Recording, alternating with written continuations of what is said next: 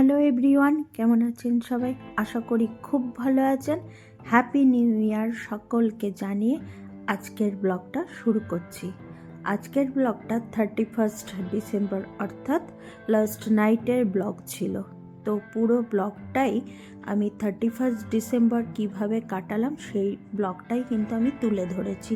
তো দেখুন, আশা করি লাস্ট নাইটের কিভাবে প্ল্যান করলাম, ছোটোখাটো একটা ফ্যামিলি প্ল্যানিং, সেটা দেখলেই বুঝতে পারবেন। আর যদি আপনাদের কারোর ইচ্ছা থাকে এইরকম ধরনের একটা ছোটোখাটো হঠাৎ করে প্ল্যান করে ফেলার, তাহলে এই ধরনের প্ল্যান কিন্তু অনায়াসে করে নিতে পারেন।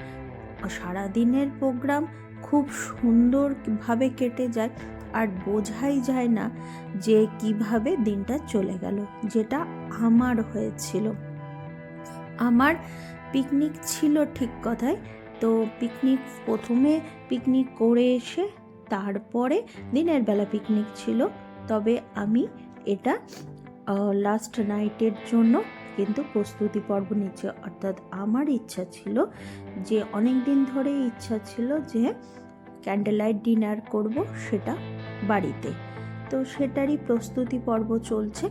দিনের বেলায় আমাদের ছোটোখাটো একটা পিকনিক ছিল বলে ওই কোনো রকমে একটু ব্রেকফাস্ট করেছিলাম, একটু পোহা টাইপের করে পুজো করে ঘরের টুকটাক কাজকর্ম করে বেরিয়ে পড়েছিলাম। তারপর পিকনিক থেকে ফিরে এসে তারপরে প্রস্তুতি পর্ব। এটা অবশ্যই কিন্তু যেটা দেখছেন সেটা ম্যারিনেট করে রেখে দিয়ে গেছিলাম। ভেবেছিলাম রাত্রেবেলা বানাবো ফ্রাইড রাইস, চিলি চিকেন। তো ম্যারিনেট করে রেখে গিয়ে বাড়িতে এসে সন্ধ্যাবেলায় এই পকোড়াগুলো ভেজে নিলাম। প্রথমে কয়েকটা পকোড়া ভেজে নিলাম, ভেজে নিয়ে তুলে নিয়ে কফি আর পকোড়া দিয়ে স্ন্যাক্স পার্টি ছিল। তারপরে আর যেগুলো ছিল সেগুলো ভালো করে আরেকটু ভালো করে কড়া করে ভেজে নিয়ে চিলি চিকেন করে নিয়েছিলাম। তো তার জন্য প্রথমে একটু উপকরণ কি কি দিয়ে করলাম সেটা একটু বলে নিই। প্রথমেই মাংসটাকে খুব ভালো করে আমি গরম জল আর ভিনিগার দিয়ে ভিজিয়ে রেখেছিলাম। আমি যখনই মাংস আনি তখনই কিন্তু ভিনিগার আর গরম জল দিয়ে কিছুক্ষণের জন্য ভিজিয়ে রাখি। তারপরে ভালো করে পরিষ্কার করে ধুয়ে নিয়ে জল ছেড়ে নিয়ে কিছুটা দই দিয়ে মাখিয়ে রেখেছিলাম।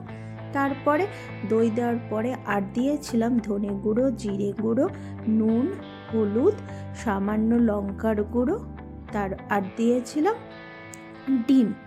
এই কটা জিনিস দিয়ে আমি কিন্তু ম্যারিনেট করে পিকনিক করতে চলে গেছিলাম। আর কর্নফ্লাওয়ারটা দিয়ে যায়নি, এই কারণে কর্নফ্লাওয়ারটা দিয়ে গেলে কিন্তু সেটা থেকে জল বেরোবে আর কর্নফ্লাওয়ারটা ঠিক লাগবে না। তো আমি ফিরে এসে এই কাটাকাটিগুলো যখন করছিলাম তখন কর্নফ্লাওয়ার দিয়ে মাখিয়ে এদিকে পকোড়া ভাজতে দিয়েছি আর এদিকে এই কাটাকাটি পর্বগুলো করে নিচ্ছিলাম। কারণ আমি জানি যে যদি চটপট করে এই সময়টা না করা হয় তাহলে কিন্তু রাতের ক্যান্ডেল লাইট ডিনারটা পুরোটাই দেরি হয়ে যাবে। আর লেট নাইট করার ইচ্ছা অবশ্যই ছিল, ঘুমিয়ে যাওয়ার ইচ্ছা ছিল না। তো আজকে পুরো রাত 12টা পর্যন্ত জাগার ইচ্ছা ছিল, তবে একটু অন্যরকমভাবে। তো যাই হোক, প্রথমে তারপরে কি করেছিলাম সেটা অবশ্যই জানাবো। তো প্রথমে এখানে এগুলোকে ছোট ছোট পিস করে কিউব করে কেটে নিয়েছিলাম। টমেটোগুলোকে 4 ভাগ করে কেটে নিলেও তারপরে কিন্তু ছোট ছোট করে নিয়েছিলাম, কারণ টমেটোটা খুব ভালো করে যদি আমি না ভেজে নিই তাহলে একটা কাঁচা কাঁচা গন্ধ থাকে। তো টক ব্যাপারটাও কিন্তু খুব একটা হয় না। আর আমি সাধারণত চিলি চিকেন করার সময় কিন্তু টমেটোটাই বেশি পরিমাণে ব্যবহার করি। তো এখানে মোটামুটি এক পিঠ হয়ে গেছে, আর এক পিঠের জন্য ওয়েট করব ততক্ষণে। আর টুকটাক যেটুকু কাজ আছে সেগুলো করে নেব। সব কাজই মোটামুটি হয়ে গেছে, গুছিয়ে নিয়েছি জোগাড়টা। এদিকে ওই সর্ষের তেলের মধ্যে কিন্তু আমি সামান্য পরিমাণ সর্ষের তেল অ্যাড করেছি, একদমই কম পরিমাণ দেখতে পাচ্ছেন। তার মধ্যে জিরে, শুকনো লঙ্কা আর তেজপাতা আর দিয়েছি গোটা গরম মশলা ফোড়ন দিয়ে তারপরে এই টমেটোগুলোকে খুব ভালো করে ফ্রাই করে নেব। ওই যে বললাম আমি একটু টমেটোটা বেশি পরিমাণ ব্যবহার করি, আর টমেটোটা যদি ভালো করে না ফ্রাই করে না হয় আমার মনে হয় ঠিক চিলি চিকেনের যে গ্রেভিটা ঠিক থকথকে বা একটা সুন্দর ফ্লেভার আসে না। তো তারপরে মশলাটা যেটা করে নিয়েছিলাম সেই মশলাটা, ও হ্যাঁ বলতে তো ভুলেই গেছি, যখন আমি পকোড়া ভেজেছিলাম আমি কিন্তু ওর মধ্যে পেঁয়াজ, রসুন, আদা আর জিরে গুঁড়ো অ্যাড করেছিলাম। তো আমি একবারে মিক্সিতে করে নিয়েছিলাম, কিছুটা দিয়েছিলাম পকোড়ার ভাজার সময় পেঁয়াজ, রসুন, আদা আর জিরে গুঁড়োর পেস্টটা, আর বাকি যেটা আছে সেটা এখন অ্যাড করলাম। অ্যাড করে খুব ভালো করে মশলাটা এখন কষিয়ে নেব। কষিয়ে নেওয়া হয়ে গেলে আর আমি কিন্তু এসে দুদিকে পকোড়া ভাজতে বসিয়ে দিয়েছি, দেখতে পাচ্ছেন যে পাশের কড়াটাতেও হচ্ছে। তো তাড়াতাড়ি করছি কারণ একটু প্ল্যানিং আছে অন্য রকম করে করার, সেটা অবশ্যই বলছি। মশলাগুলো কষানো হয়ে গেছে, এরপর আমি একে একে সমস্ত সসগুলো দিয়ে দেব। সসগুলো দিয়ে একটু ভালো করে নাড়াচাড়া করে নেব। তারপর কিছুটা ক্যাপসিকামও দিয়ে দেবো। ক্যাপসিকাম আর সস দিয়ে ভালো করে নাড়াচাড়া করে নেব খানিকক্ষণের জন্য, ওই ধরুন 2 মিনিট থেকে 3 মিনিটের জন্য নাড়াচাড়া করে নিয়ে তারপরে জল দিয়ে দেবো। নাড়াচাড়া করে নিয়ে দেখতে পাচ্ছেন অনেকটাই কিন্তু মশলাটা খুব ভালোভাবে কষে গেছে। এরপর জল দিয়ে দেবো, জলটা ফুটে উঠলে পকোড়াগুলো ছেড়ে দেব।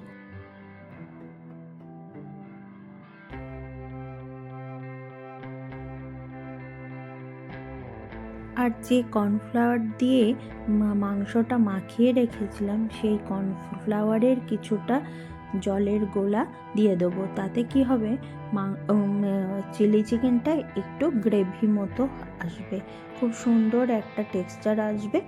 আর নামানোর আগে অবশ্যই 1 মুঠো পেঁয়াজ কলি দিয়ে দেবো। পেঁয়াজ কলি দিয়ে ভালো করে ঢাকা চাপা দিয়ে দেবো। আমি পেঁয়াজ কলিটা যেহেতু একটু ছোট করে কেটেছি তার জন্য খুব বেশি ফোটাবো না, তাহলে কিন্তু একদম গলে যাবে। আর পেঁয়াজ কলিগুলো যদি একটু মুখে পড়ে তাহলে কিন্তু একটু খেতেও বেশ টেস্ট লাগে, তার জন্যেই আমি এরপরে গ্যাসটা অফ করে দেবো। আর এদিকে প্রেসারে কিন্তু ফ্রাইড রাইসটা করে নেব, তার জন্য জোগাড়টা কিন্তু ওবেলাতেই করে রেখে গেছিলাম।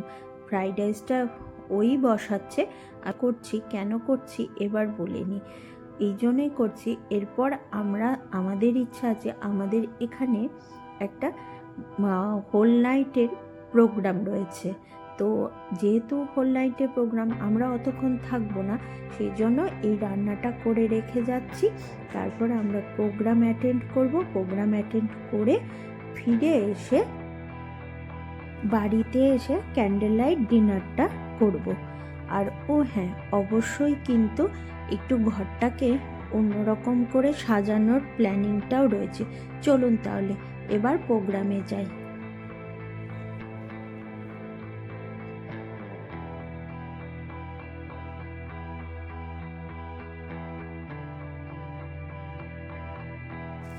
এখন আমরা চলে এসেছি বাড়িতে এসে ফ্রেশ হয়ে নিয়েছি, হয়ে আর একবার চিলি চিকেনটা একটু গরম করে নিলাম, কারণ গরম না করলে কিন্তু ঠান্ডাটা খেতে একদম ইচ্ছা হচ্ছে না।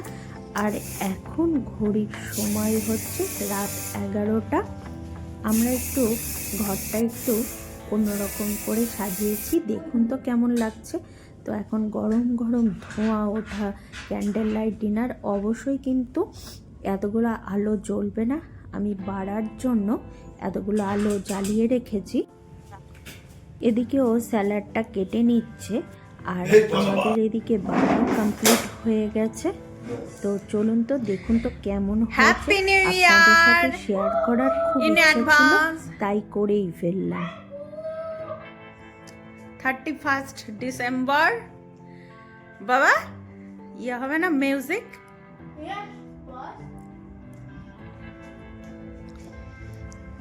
হবে না? Of course, Mia.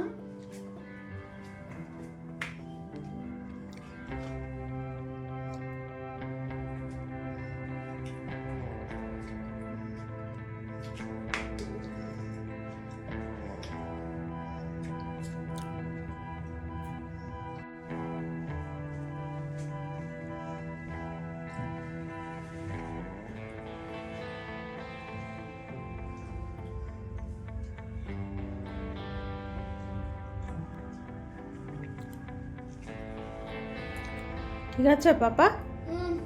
হ্যাঁ, একদম।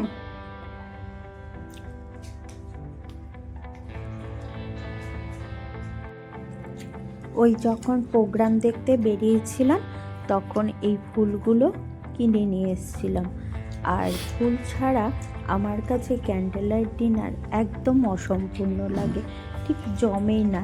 সবগুলো যেমন ক্যান্ডেল লাইট, ফুল আর হালকা মিউজিক, সঙ্গে একটা সুন্দর হালকা স্মেল, অর্থাৎ সেটা পারফিউম হোক বা সেটা কোনো ফুলের গন্ধ হোক, সবটা নিয়েই কিন্তু অপূরক হচ্ছে ক্যান্ডেল লাইট ডিনার। কোনোটা ছাড়াই কিন্তু কোনোটা আমার ঠিক জমে বলে মনে হয় না। তো আপনাদের কার কার আমার সাথে এই অভিমত সেটা কিন্তু অবশ্যই জানাবেন। তো এটার জন্য অনেক দিন ধরেই প্ল্যান করে রেখেছিলাম, আর আমি মাঝে মাঝে টুকটাক এরকম করেই থাকি। তো আপনারাও কি আমার মতন হুজুগে করেন? তো অবশ্যই কিন্তু এটাও জানাবেন। তো ইচ্ছা হলো তাই একসঙ্গে একটু নাচতে নাচতেই কিন্তু ডিনারটা শুরু করে দিলাম।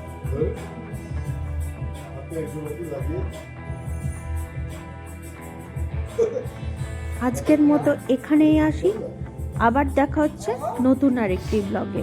আর ও হ্যাঁ, এই ব্লগটা আপনাদের কেমন লাগলো অবশ্যই কিন্তু জানাবেন। আর যদি ভালো লাগে তাহলে একটা লাইক, সাবস্ক্রাইব আর শেয়ার করে দেবেন। আর ফেসবুক থেকে যারা দেখছেন তারা অবশ্যই কিন্তু ফেসবুকের পেজটাকে ফলো করে সাপোর্ট করবেন। তাহলে আসি, আপনারা কেমন কাটালেন সেটা কিন্তু অবশ্যই জানাবেন।